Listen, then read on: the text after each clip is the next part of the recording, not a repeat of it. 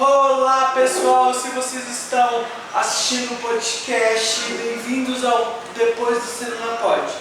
Eu creio que você está animadão para ver esse podcast, já segue a gente lá, porque a gente está com um convidado especial e será um momento muito legal que a gente vai ter o nosso último podcast do ano. Será um momento incrível, um momento assim que a gente vai falar um pouquinho sobre um dos filmes polêmicos, densos, mas que vai nos ajudar muito a entender um pouquinho sobre política, sobre uma guerra que se iniciou e que ela tem um desdobramento muito difícil de entender, mas que quando a gente aprende, a gente consegue aprender mais. E a gente vai falar um pouquinho. Professor Daniel, professor de história, apresente para a gente, professor, um pouquinho da sua história. Salve, Caio! Olá, pessoal, todo mundo que está nos assistindo, nos ouvindo, enfim, para vocês aí que estão acompanhando esse podcast muito legal, agradeço muito o convite. Bom, sou professor de história já há 18 anos, tenho uma pequena trajetória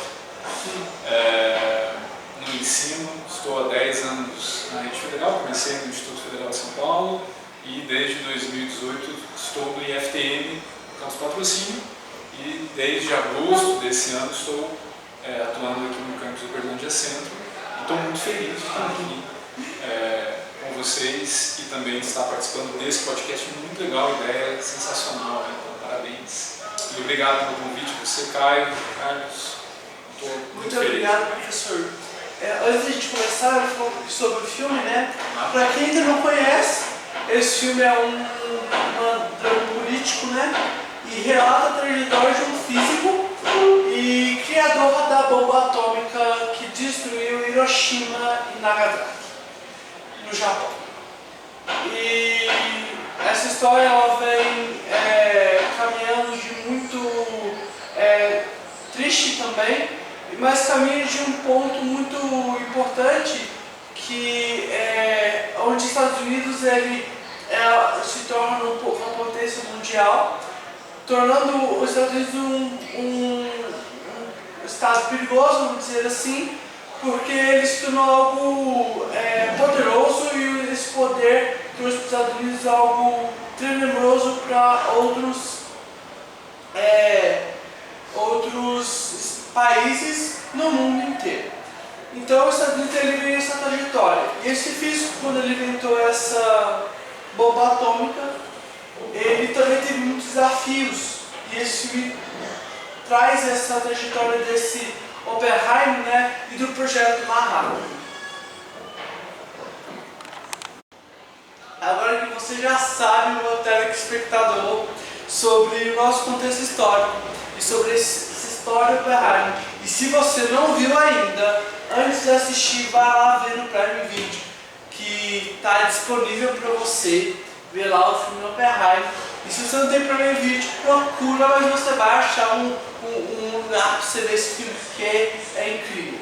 Também vamos discutir alguns pontos, e são muito importantes esses pontos.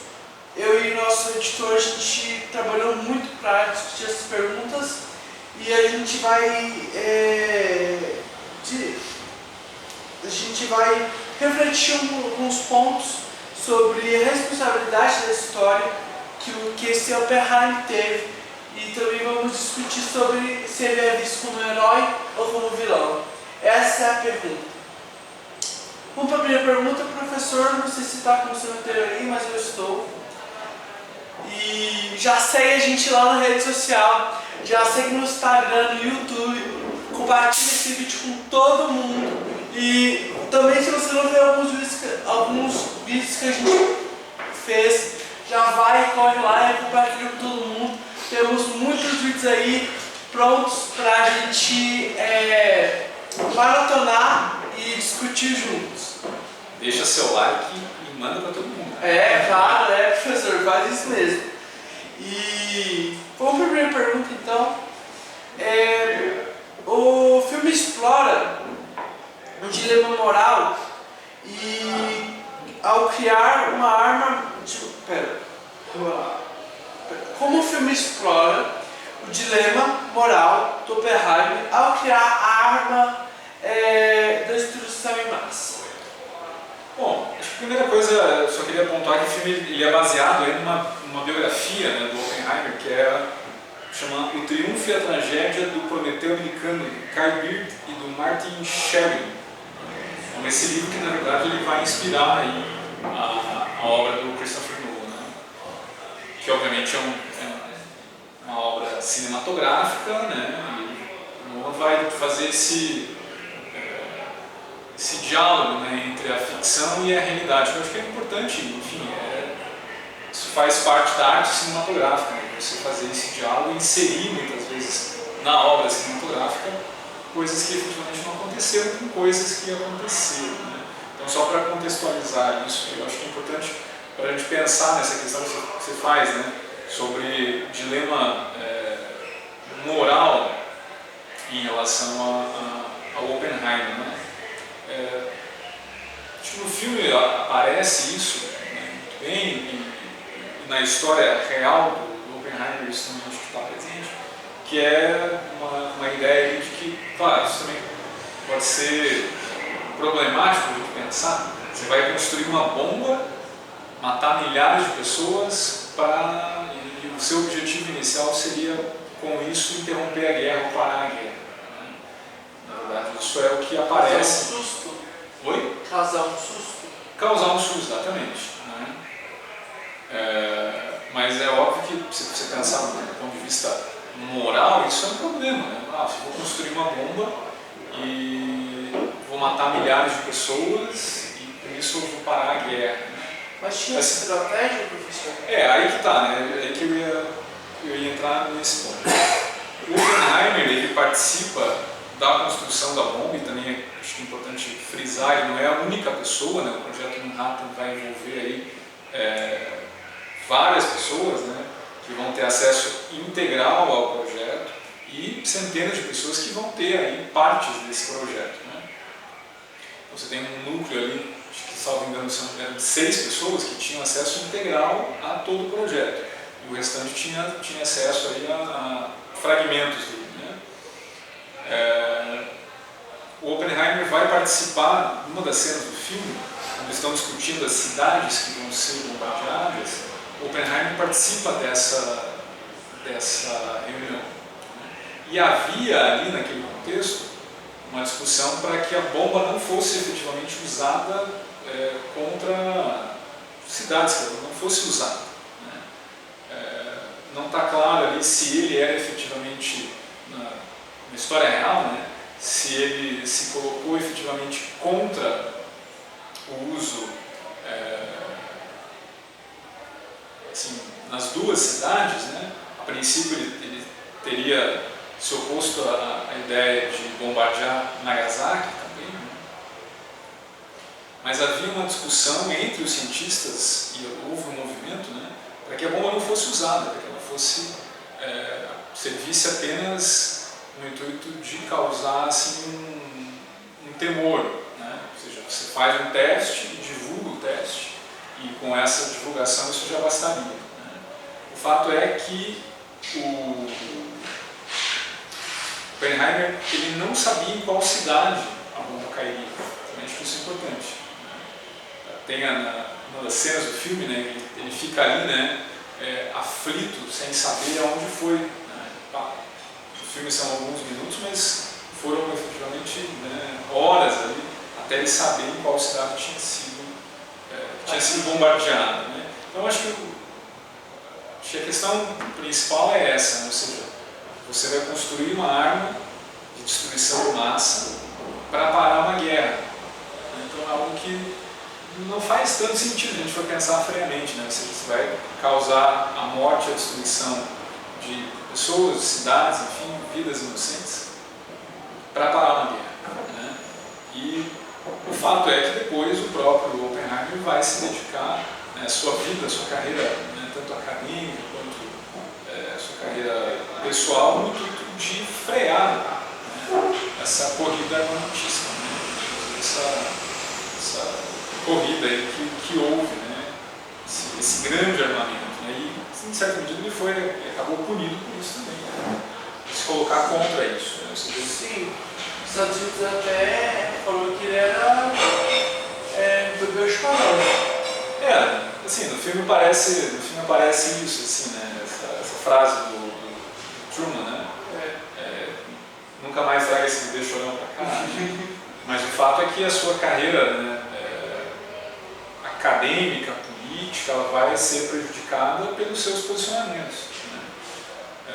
Que era um posicionamento no intuito de que ninguém deveria ter essas bombas, né? Ou seja, você tem o conhecimento, mas ninguém deveria ter essa bomba, porque se os Estados Unidos tivesse a bomba, a União Soviética também a teria, e depois a bomba, a super bomba, né, a bomba H, né? Enfim, o fato é que o seu posicionamento lhe custou muito também, né? Inclusive, a gente vai falar depois, sua proximidade aí com os comunistas, né? suas duas comunidades.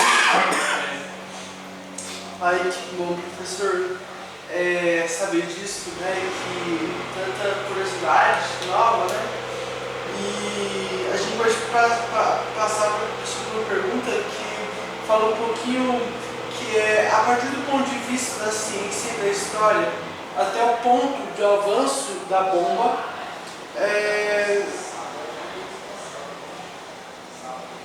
científico, qual a justificativa da causa de tanta destruição? Aí é um ponto para a gente pensar, né, a questão da ciência, né? Para que serve a ciência? A ciência é boa ou má? Para que a ciência é boa ou má? Acho que a resposta é nenhuma coisa nem outra, né? Depende de quem a usa, depende de quem a faz, né? Então, você pode ter uma mente que vai querer desenvolver, através da ciência, uma vacina, que vai desenvolver a cura para uma doença, ou vai desenvolver uma tecnologia que torne a nossa vida mais confortável, melhor, enfim. Ou alguém que vai pensar, né, a própria ciência, né, para desenvolver armas de destruição em massa,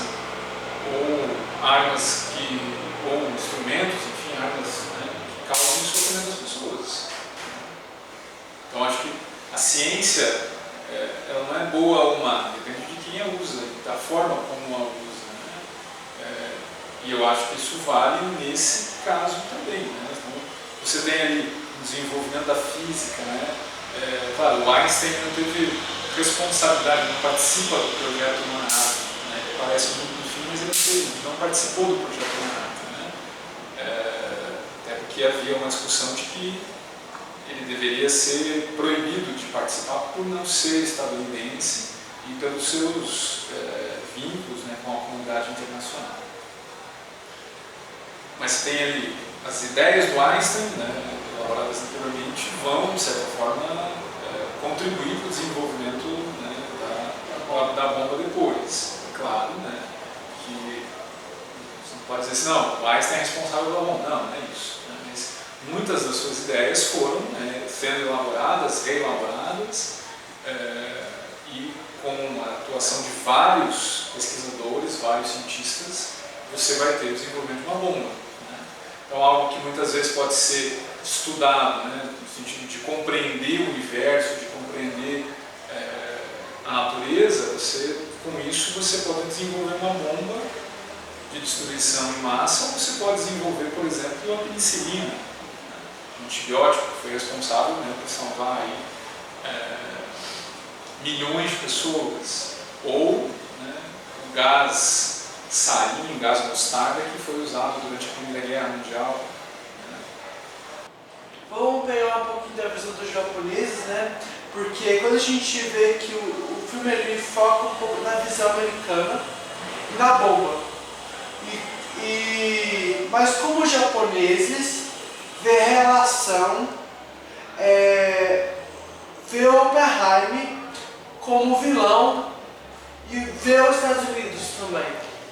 Perfeito, excelente pergunta, acho que é uma questão interessante. Assim, a visão do Japão sobre o Oppenheimer, essa eu não consigo te responder especificamente, né? Mas eu sei que os japoneses, obviamente, né, vão ver os estadunidenses como pessoas muito más, né? Tem um desenho que é muito interessante, produzido durante a Segunda Guerra, que mostra o Mickey Mouse soltando bombas sobre os japoneses. E aí o Mickey Mouse, que é aquela figura carinhosa, né, que a gente conhece e tudo mais, produzido pelos japoneses, esse Mickey Mouse torna-se um vilão, né, assombroso. Então essa figura do Mickey Mouse ela passa a ser, na visão dos japoneses, representada de uma forma muito negativa, né? O que, obviamente, para os japoneses faz todo sentido, né? Você ter aí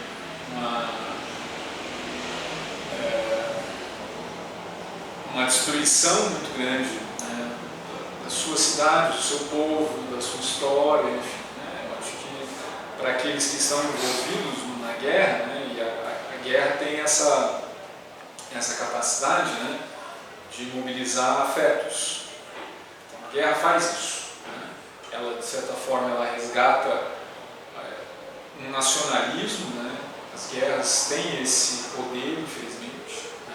Ou seja, você mobiliza o afeto do apego ao nacionalismo, defesa da sua nação e, ao mesmo tempo, o ódio ao outro, o seu inimigo, o seu adversário, né? Então, o inimigo ele passa a ser visto como alguém muito nefasto, muito ruim, enfim, né?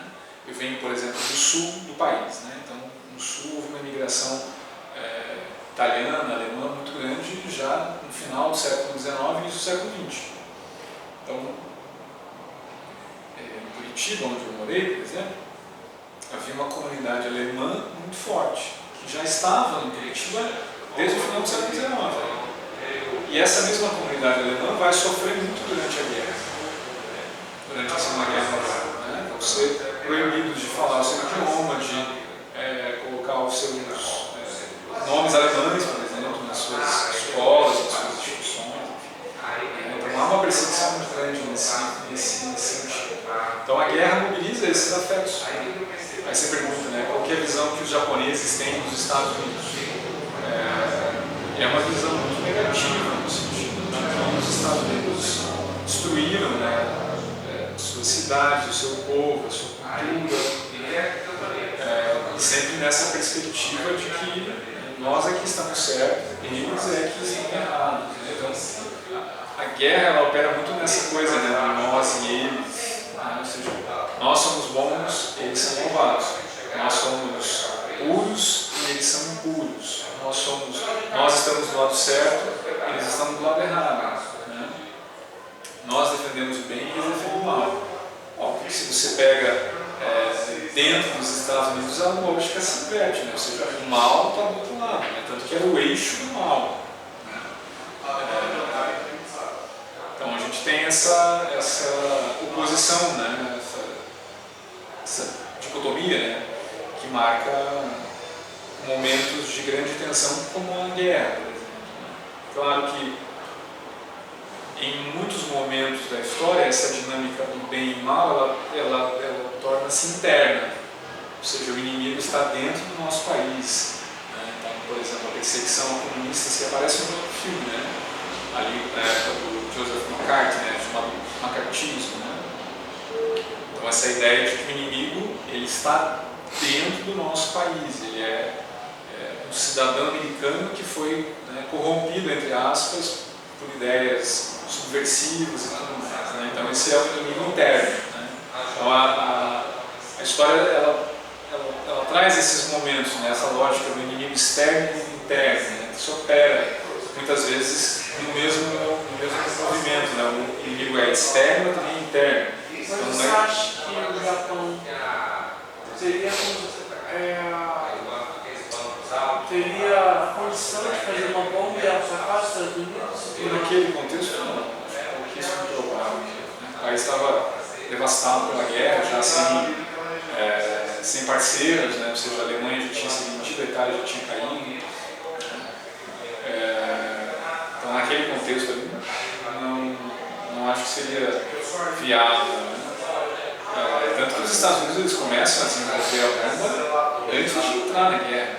Isso é importante também, né? Isso não aparece no filme claramente, assim, né? Você vê os momentos ali. O filme ele é ele não é uma coisa linear, né? Então ele vai e volta, vai e volta. Mas quando ele vai para um período histórico, não aparece a data. Né? Não sei se vocês repararam isso. Mas não aparece a data. Qual momento específico é aquele? Você deduz pelo contexto histórico. Mas o fato é que os Estados Unidos começam a produzir a bomba antes de entrar na guerra. Esse é um ponto importante. E talvez isso tenha sido possível, né, exatamente por não estar em guerra. Ou seja, começa a desenvolver porque não está na guerra ainda, né, vai entrar depois. Né? Acho que esse é um ponto interessante também para pensar. Ô professor, muito feliz de estar com você e aprender muito com o senhor sobre esse filme. A gente vai para a nossa última pergunta. Poxa. E se você está assistindo a gente, esse é o final do nosso último episódio do ano. Se for ter, é o nosso lançamento de um podcast que a gente não conseguiu editar. Vai ser o Cruella. Mas eu dei para vocês aí que talvez não tenha ele, mas se tiver a gente vai lançar no nosso Instagram. Mas esse é o nosso último podcast e a gente vai para a nossa última pergunta. Aí esse é aquele momento assim, que aí vem aquele monte de voz assim. Mas vamos lá. O filme traz um texto político da época. Oppenheimer tinha algumas ligações com o comunismo e teve um grande impacto na sua vida. Será que essa motivação de criar bomba puramente científica também houve pressão política? Como assim, em cara? cima disso? Como assim? Você acha que... Eu acho que ele era comunista. Assim, ele teve... Porque o filme trata isso. Porque na política, assim, o filme ele trata a política, entendeu? Muitos achavam que o Oppenheimer era político, não, era comunista. E assim... ele não... Assim, vamos por partes, né? O Oppenheimer não chegou a ser filiado ao Partido Comunista dos Estados Unidos, que, né, existia um Partido Comunista nos Estados Unidos, não sei portanto, também, né? O seu irmão era filiado. A sua primeira companheira com quem ele teve um relacionamento meio tumultuado, a Janet Tadlock, era do Partido Comunista, e depois a sua futura esposa, né, Catherine Pini, As duas tratadas no filme? As duas aparecem no filme. A Janet Tadlock, ela era... Eu sei que uma se suicidou, não se suicidou. Aí o filme também ele deixa ali ele meio que abre uma porta, porque aparece, né, para quem viu o filme, aparece como se fosse uma mão na nuca dela com uma luva, né?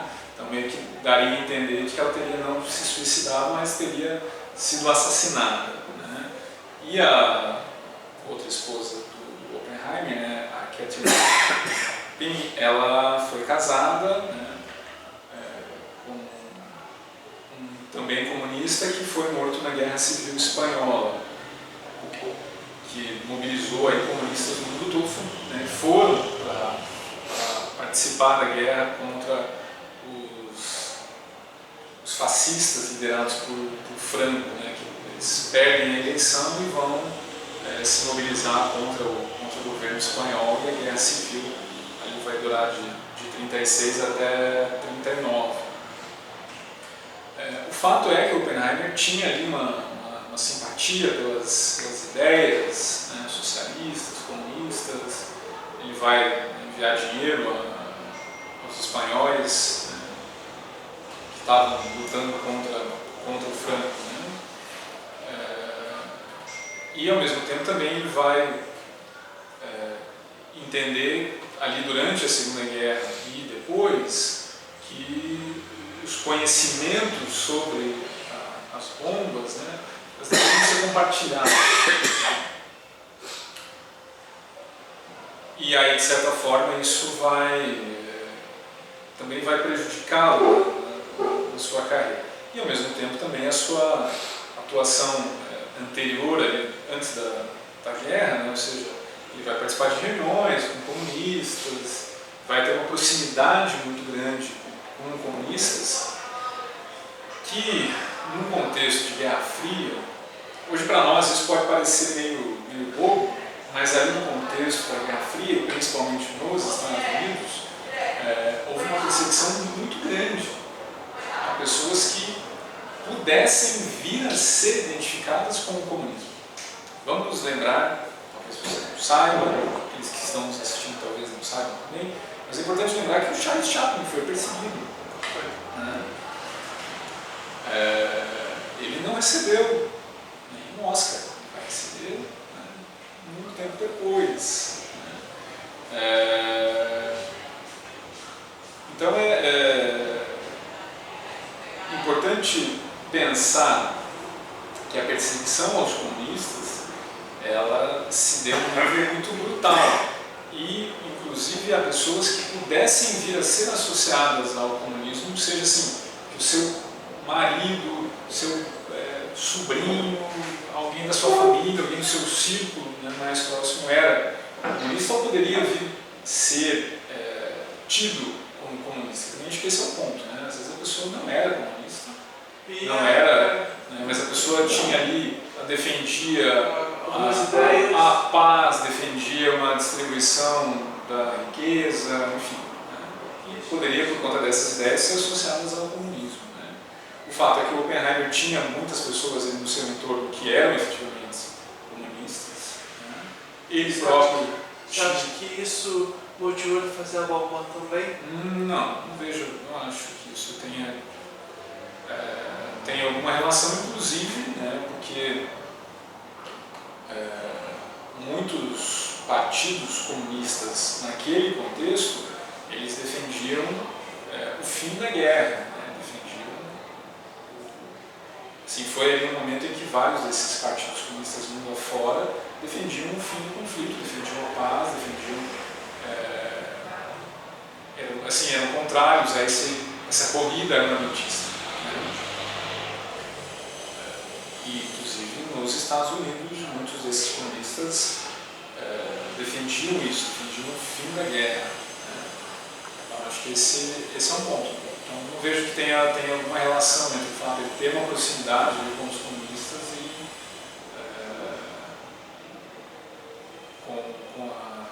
com a bomba, por exemplo. Não vejo dessa forma. Entendi, professor. Muito obrigado, gente. Muito obrigado a todos. A gente está finalizando esse podcast e se você está animado para ver, já compartilha com todo mundo. Muito obrigado. Obrigado. O senhor pode dar considerações finais? Agradeço imensamente pelo convite de estar aqui, de participar desse projeto muito legal, muito feliz. E você que nos acompanhou até o final, né, deixa o seu joinha aí, compartilha, manda para todo mundo, para os seus amigos, seus inimigos, manda para quem você gosta, quem você não gosta. No dia do lançamento, professor, a gente tem uma novidade quentíssima no Instagram. Quem tá acompanhando a gente no Instagram vai saber. Maravilha, hein? Vai saber e vai ser muito legal. Com certeza. Legal. Eu falo no office com você. Muito bom. Muito obrigado, gente. Gente, um abraço. Até mais.